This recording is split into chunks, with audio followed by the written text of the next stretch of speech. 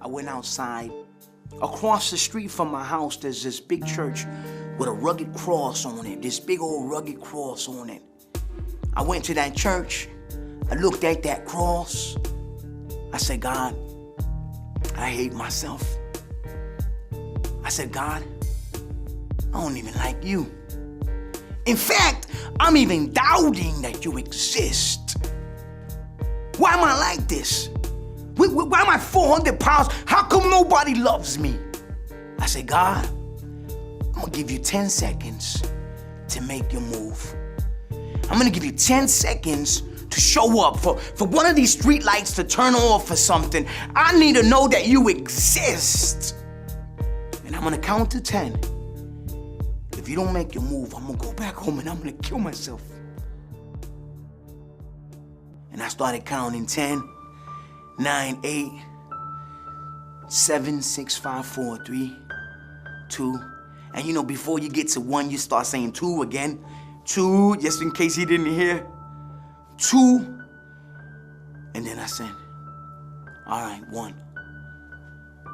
The silence of heaven.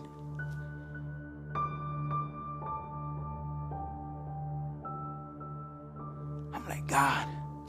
My mom taught me that David killed a giant with a rock, and I believed it. My mom taught me that Moses freed 2 million people from Egypt, and they crossed over dry land in a place where it's supposed to be water, and I believed that. My mom taught me that a Jewish carpenter died Friday, but resurrected Sunday morning, and I believed that.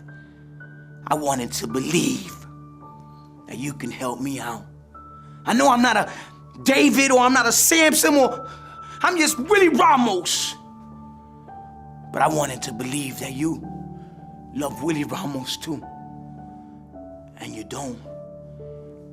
I went back home and I said, see, I knew this was phony baloney. I knew this was fake, man. I knew Jesus was fake, and in my heart, I knew he was real, but I was trying to justify what I was about to do. So I took the gun and put it to the side of my head.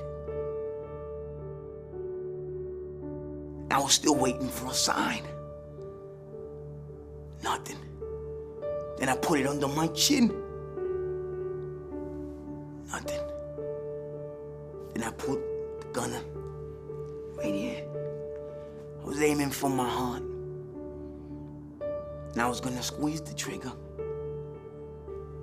And the enemy was saying, yo, just kill yourself, you're a loser. And I heard his voice. He said, kill yourself. You're a loser. And I thought to myself, yeah, I am. Then I took the gun. I put it inside my mouth. The hammer was already cocked back. All I had to do now is squeeze that trigger. You know what happened? Jesus happened. Because when I had that gun in my mouth, I fell asleep. I fell asleep. This is stuff you only hear in movies, man. You fell asleep. I fell asleep with a gun in my mouth. Now, I've been in places where you put a gun on the table and it goes bang. My gun never went bang. For 8 hours, I had a gun in my mouth and it never went bang. That next morning, somebody knocks on my door. It was an elderly lady. My angel. My mother opens the door and this elderly lady says, I'm from the church across the street from your house. The one with the big rugged cross. Give this medallion to your son. And there was a picture of Jesus with his arms held open wide, like telling me, prodigal son, come home. I never left you. You left me. I looked at the medallion and I knelt down. And that day I said, Jesus, I don't want to die no more. I don't want to die no more.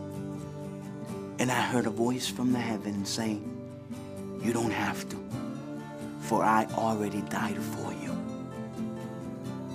That's where I'm here. Somebody died for me. Not only that, somebody died for you. You are the most precious person God has ever created. Don't confuse the love of God with the love of people. The love of people often increases with performances and decreases with mistakes. Not so with God's love. He loves you right where you are. He loved me right where I was. But he refused to leave me that way. He had a plan for me, and he has a plan for you. Maybe I'm talking to somebody here today that wants to end it all. You gotta hang in there because your test could become your testimony. You gotta hang in there because your mess could become your message. You gotta hang in there. Hang in there. Because your misery can turn into your ministry, just like it did for me. Hang in there. There's a breakthrough coming. Peace.